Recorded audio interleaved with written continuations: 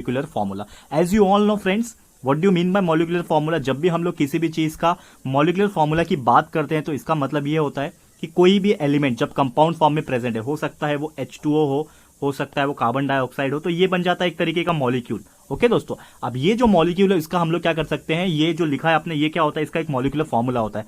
Something like कोई मुझे पूछता है कि what is the molecular formula of sodium chloride, तो हम लोग कैसे लिखते हैं उसको, NaCl लिखते हैं। ठीक है, as you all know that is sodium chloride is NaCl। अब इसका कोई मुझे पूछेगा कि मॉलिक्यूलर फॉर्मूला तो मैंने लिख लिया, लेकिन मॉलिक्यूलर फॉर्मूला जो होता है उसका एक वैल्यू भी होता है दोस्तों। ठीक है, तो वो मॉलिक्यूलर नंबर भी हम लोग को निकालना पड़ता है। ठीक है, that is atomic number and molecular number and उसका मॉलिक्यूलर फॉर्मूला। तो हर एक चीज का एक रूल होता है, उसके हिसाब से हम लोग करते हैं। तो ये हम लोग डिस्कस करने वाले आज के दिन। तो मॉलिक्यूलर फॉर्मूला है compound is the formula which indicates the actual number of atoms of the constituent element in A molecule. ये हमें क्या बताता है मॉलिक्यूलर फॉर्मूला, कि कितना एलिमेंट्स का कितना एटम यहाँ पे प्रेजेंट है। जैसे कि मैंने एग्जांपल अभी यहाँ पे बताया कि कार्बन डाइऑक्साइड, तो carbon dioxide is a molecule. अभी ये मॉलिक्यूलर फॉर्मूले में हम लोग को क्या पता चलता है कि कार्बन कितने हैं, ऑक्सीजन कितने हैं। तो आप क्लियरली ऑब्जर्व करके बोल सकते हो कि कार्बन यहाँ पे सिर्फ एक ही एटम, यहाँ पे कार्बन एटम प्रेजेंट है, ऑक्सीजन जो है 2 का ऑक्सीजन एटम प्रेजेंट है। तो ये एक्चुअल नंबर ऑफ एटम्स हमें बताता है कि कितने कंस्टिट्यूएंट एलिमेंट्स और कितने नंबर ऑफ एलिमेंट्स यहाँ पे प्रेजेंट है। And it can be obtain from the experimentally determined values of percentage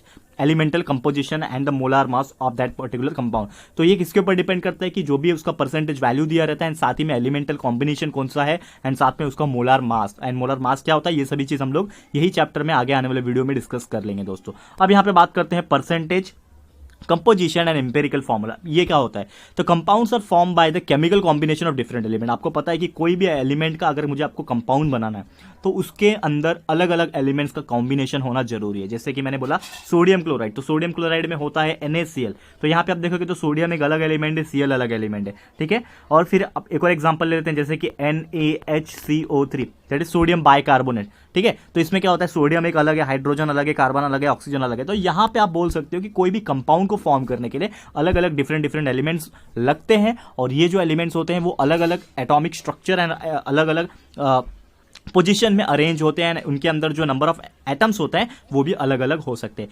quantitative determination of the constituent elements bye suitable methods provide the percentage elemental composition. And example के तौर पे बात करते हैं कि if percent total is not 100 the difference is considered percent oxygen and from the percent composition the ratio of the atoms of the constituent elements in the molecule is calculated. तो किसके ऊपर डिपेंड करता है कि अगर हम लोग को इसका परसेंट कंपोजिशन कैलकुलेट करना है तो किसके ऊपर डिपेंड करेगा, वो कंस्टिट्यूएंट एलिमेंट्स, मतलब जो भी उसके अंदर एलिमेंट्स प्रेजेंट है दोस्तों उसके ऊपर डिपेंड करेगा। यहां पे एक बहुत इंपॉर्टेंट लाइन लिखा हुआ है, हम लोग इसको पढ़ते हैं। जैसे कि अगर बात करें कि एम्पेरिकल फॉर्मूला का मतलब क्या होता है, अगर मैं बात बोलूं, कोई आपको पूछता है कि what do you mean bye empirical formula, इसको समझना है तो simplest ratio of atoms of the constituent elements in a molecule is called the empirical formula. तो सबसे सिंपल है, इसका रेशियो निकाल लो तो हम लोग का बन जाएगा वो एम्पेरिकल फॉर्मूला। तो फॉर एग्जांपल के तौर पे यहां पे एक आपको प्रॉब्लम दिया हुआ है, दैट इज आपका एग्जांपल दिया हुआ है, जिसको हम लोग कंसीडर करते हैं और उसको यहां पे सॉल्व करके आपको बताते हैं। उसके पहले कुछ स्टेटमेंट यहां पे क्या बोला है कि molecular formula can be obtain from the empirical formula. अगर आपको एम्पेरिकल फॉर्मूला निकालने आ गया दोस्तों और एम्पेरिकल फॉर्मूला आपको पता है तो आप इजीली निकाल सकते हो मॉलिक्यूलर फॉर्मूला उसका। ठीक है, मॉलिक्यूलर फॉर्मूला इजी निकाल सकते हो एंड मोलार मास आपको अगर पता रहेगा तो वो कैसे निकालते हैं हम लोग यहाँ पे एक डिस्कस करने वाले हैं।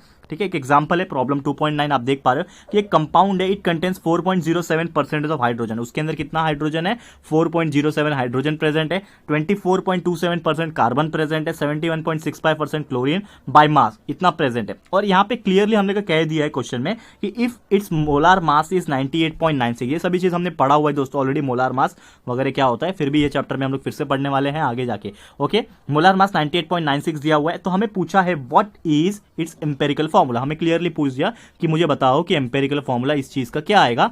Atomic mass of hydrogen, carbon, chlorine ये सभी आपको दिया हुआ है। 1.008 ये हो गया हाइड्रोजन का एटॉमिक मास, 2L हो गया कार्बन का एटॉमिक मास एंड 35.453 डेल्टॉन जो हो गया वो हो गया क्लोरीन का एटॉमिक मास। तो यहाँ पे रिस्पेक्टिवली दे दिया है आपको जितने भी एटॉमिक मास या फिर जितने भी आपको चीजें की जरूरत थी तो वो गिवन में दे दिया। अब सबसे पहले क्या करना है, check whether the sum of all percentage. सबसे पहले आपको मैंने यहाँ पे एक रूल जब बताया था, रूल हम लोग ने देखा था कि आपको चेक करना है if the percentage total is not 100% the difference is considered percent oxygen. तो सबसे पहले आपको चेक करना है कि ये 100% हो रहा है कि नहीं हो रहा है या फिर उसके आसपास है कि नहीं। तो check whether the sum of all the percentage तो यहाँ पे आपको परसेंटेज दिया है 4.07 जो कि दिया था आपको हाइड्रोजन का, 24.27 जो कि दिया था कार्बन का, एंड 71.65 जो क्लोरीन का। तो तीनों आप प्लस करके तो लगभग 99.99 आ रहा है, जो कि अप्रॉक्सीमेटली इक्वल है 100 के। तो आप बोल सकते हो यहाँ पे कि यहाँ पे 100% प्लस करके आ रहा है। तो हम लोग अगर 100% आता है तो क्या हुआ, therefore no need to consider presence of oxygen atom in the molecule. मतलब हम लोग को ये नहीं जरूरत है कि हम लोग यहाँ पे ऑक्सीजन का परसेंटेज कंसीडर करें। अगर 100% नहीं आता तो हम लोग को ऑक्सीजन का भी जो परसेंटेज है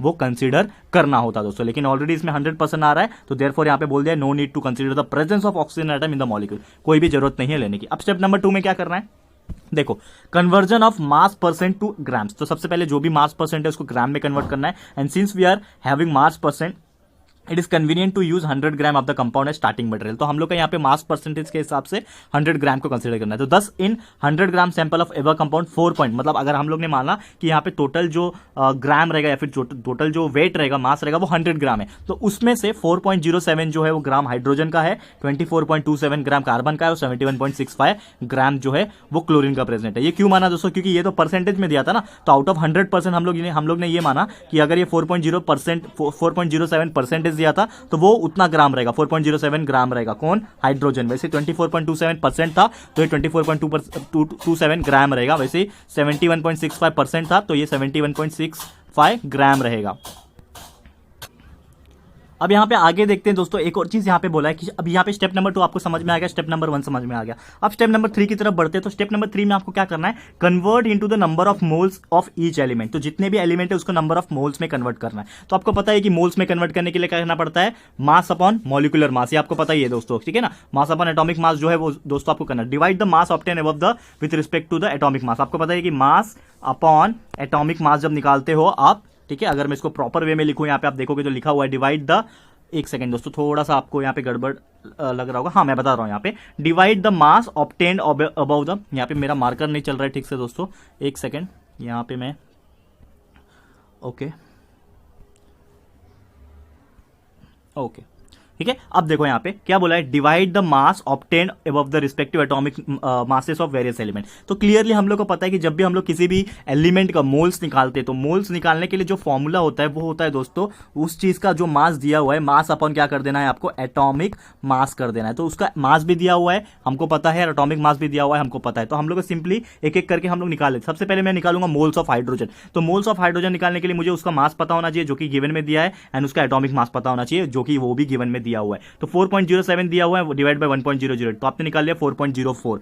वैसे ही मोल्स ऑफ कार्बन निकाल सकते हो दोनों को डिवाइड करके, जो कि 24.27 डिवाइड बाय 12.01 हो जाएगा 2.00225। एंड वैसे ही क्लोरीन का आप निकाल सकते हो 71.65 डिवाइड बाय 35.453 जो कि आ रहा है आपका 2.021। तो इतना तो आपको समझ में आ गया। तो यहां तक हम लोग ने देख लिया दोस्तों हमारा स्टेप नंबर 3। अब स्टेप नंबर 4 में क्या करना है, divide the mole value obtain by the smallest value among them. तो यहां पे सबसे पहले आप देखोगे सबसे छोटा वैल्यू आपको क्या दिख रहा है, ये तीनों में से सबसे छोटा जो वैल्यू दिख रहा है वो दिख रहा है 2.021। तो 2.021 जो है स्मॉलेस्ट वैल्यू है, तो division bye it gives A ratio of 2:1। तो इसमें से तीनों में से सबसे छोटा 2.021 है, तो ये 2.021 दोस्तों ये सबसे डिवाइड हो जाएगा, मतलब 4.04 को मैंने इससे डिवाइड किया क्योंकि ये सबसे छोटा है, तो कितना आएगा, लगभग आपको 2 आएगा।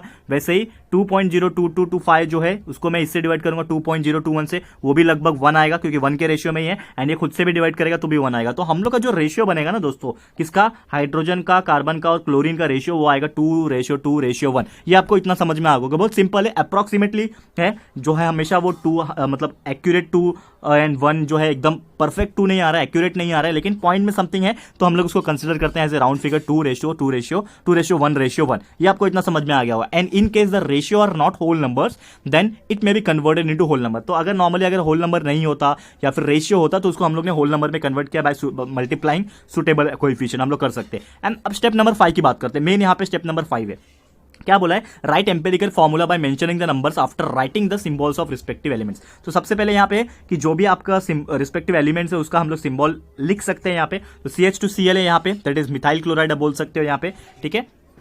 तो यहाँ पे एक चीज देख रहा हूं, हम लोग को सबसे पहले लिखना है स्टेप नंबर 6 में मॉलिक्यूलर फॉर्मूला। तो मॉलिक्यूलर फॉर्मूला के हिसाब से हम लोग कैलकुलेट कर रहे हैं। यहाँ पे आप देखोगे स्टेप नंबर 6 में determine the empirical formula mass. तो आपको निकालना है एम्पेरिकल फॉर्मूला मास। तो उसके लिए क्या करना पड़ता है, atomic mass of various atoms present in the empirical formula. तो CH2Cl में एम्पेरिकल मास कैसे निकालेंगे, कार्बन का होता है 12.01 आप आया, ठीक है। हाइड्रोजन का कितना है 2 है, तो 2 मल्टीप्लाई बाय 1.008 प्लस क्लोरीन का 35.453, तो टोटल यहाँ पे आपने निकाल लिया उसका मॉलिक्यूलर मास, आप बोल सकते हैं एक तरीके का, तो ये एम्पेरिकल फॉर्मूला मास आ जाएगा, तो 49.48 ग्राम आ गया। अब वही जो आया दोस्तों उसको क्या करना है, divide molar mass by empirical formula, तो मोलार मास आपका आया था 98.96 दोस्तों, एंड अभी निकाला आपने एम्पेरिकल मॉलिक्यूलर मास, ठीक है। तो इसको दोनों को डिवाइड करेंगे तो आपको आ जाएगा R इज इक्वल टू 2।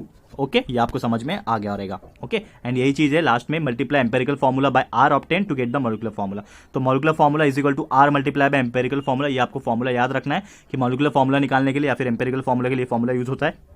तो मॉलिक्यूलर फॉर्मूला क्या है, 2 मल्टीप्लाई बाय CH2Cl हो जाएगा, तो ये बन जाएगा C2H4Cl, and this is your empirical formula of that particular compound. तो C2H4Cl is your empirical formula, ठीक है दोस्तों। तो आई गेस ये वाला पार्ट भी आपको समझ में आ गया होगा। ओके, अब बढ़ते हैं हमारे अगले टॉपिक की तरफ, जो कि है केमिकल रिएक्शन एंड स्टोइचियोमेट्रिक कैलकुलेशन, ठीक है दोस्तों। तो ये आपको समझ में आई गेस आ गया होगा, इसमें कोई भी प्रॉब्लम नहीं है। तो स्टोइचियोमेट्रिक कैलकुलेशन में क्या करता हूं, नेक्स्ट लेक्चर में आपको बताता हूं, ताकि इसके आगे का जो पार्ट है स्टोइचियोमेट्रिक प्रॉब्लम से, तो दोनों में एक साथ करवा सकता हूं, और आपका दोस्तों चैप्टर भी जो है दोस्तों वो कंप्लीट कर दूंगा, ठीक है दोस्तों। तो आज हम हमारा जो वीडियो है शॉर्ट ही रखेंगे, यहाँ पे ज्यादा लंबा नहीं बताऊंगा।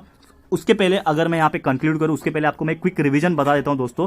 यहाँ पे अगर आपको कंफ्यूजन हुआ होगा कि हम लोग एम्पेरिकल फॉर्मूला कैसे निकाला, तो ये जो प्रॉब्लम 2.9 है दोस्तों, एक बार फिर से मैं एक बार आपको रिपीट करा देता हूँ कि एक्जैक्टली हम लोग ने उसका समरी में बता देता हूँ कि एक्जैक्टली आपको करना क्या है। सबसे पहले स्टेप 1 में आपको ये करना है दोस्तों कि जितने भी आपको यहाँ पे परसेंटेज दिए थे उसको प्लस करके देखना है कि 100 आ रहे थे कि नहीं। अगर 100 आ रहे तो उसको वैसे ही छोड़ देना है, उसको हम लोग को ऑक्सीजन के साथ प्लस नहीं करना है। लेकिन अगर 100 नहीं आता तो ऑक्सीजन का वैल्यू उसमें प्लस करना होता।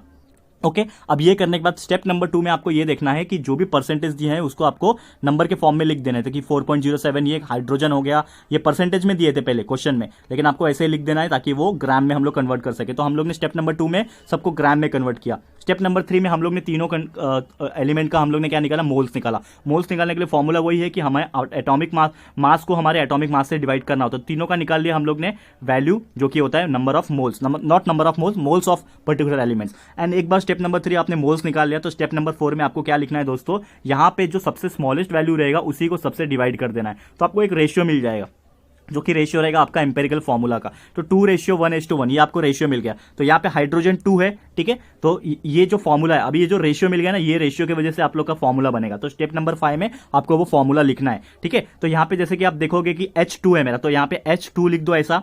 C हमारा 1 है, तो C1 है तो C1 लिख दो, एंड Cl भी 1 है तो Cl भी 1 लिख दो। लेकिन हम लोग को C1 और Cl1 लिखने की जरूरत नहीं होती है। और इसको मैं अरेंज करूँ, इसको प्रॉपर वे में अरेंज करूँ, तो इसको हम लोग कैसे लिख सकते हैं। सबसे पहले हम लोग C लिखते हैं यहाँ पे, ठीक है। आपको पता है कि हाइड्रोजन के पहले हम लोग कार्बन लिखते हैं, तो C पहले लिख दो, यहाँ पे H2 लिख दो और Cl लिख दो। तो CH2Cl आपका बन जाता है दोस्तों एक फॉर्मूला, जो कि यहाँ पे बना है दोस्तों। ये आपको समझ में आ गया होगा। वैसे अब बात करते हैं हमारे, ये तो हो गया स्टेप नंबर 5। स्टेप नंबर 6 में आपको बस यही करना है कि आपको मॉलिक्यूलर फॉर्मूला को लिखना है। मॉलिक्यूलर फॉर्मूला आपको निकालना आता ही है कि जो भी पर्टिकुलर आपका बना, that is this is the formula है। CH2Cl आपने निकाला अभी रेशियो के वजह से, एंड इसमें आपको जो एटॉमिक मास है उसका वैल्यू डाल देना है कि कार्बन का 12.01 है, H2 2 है, हाइड्रोजन 2 है, इसके लिए 2 से मल्टीप्लाई किया, क्लोरीन 1 के डायरेक्ट वैल्यू डाल के प्लस कर दिया। तो 49.48 आपको मिल गया क्या दोस्तों, एम्पेरिकल मॉलिक्यूलर फॉर्मूला मास मिल गया, ठीक है दोस्तों।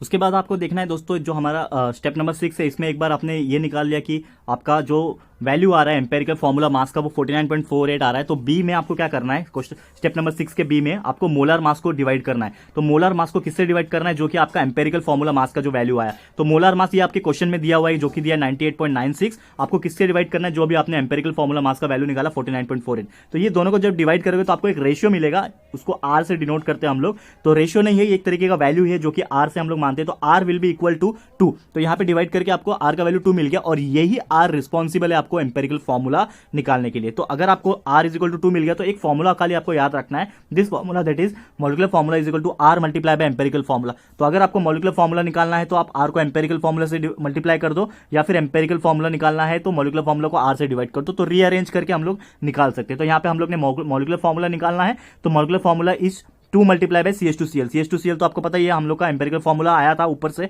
और उसको 2 से मल्टीप्लाई करना है। तो 2 से CH2Cl मल्टीप्लाई करूंगा तो 2 मल्टीप्लाई बाय कार्बन हो जाएगा C2, H2 मल्टीप्लाई बाय 2 हो जाएगा H4, and Cl multiply by 2 हो जाएगा Cl। तो C2H4 and Cl, this is your new molecular formula for this particular compound. I hope दोस्तों ये वाला आपको समझ में आ गया होगा।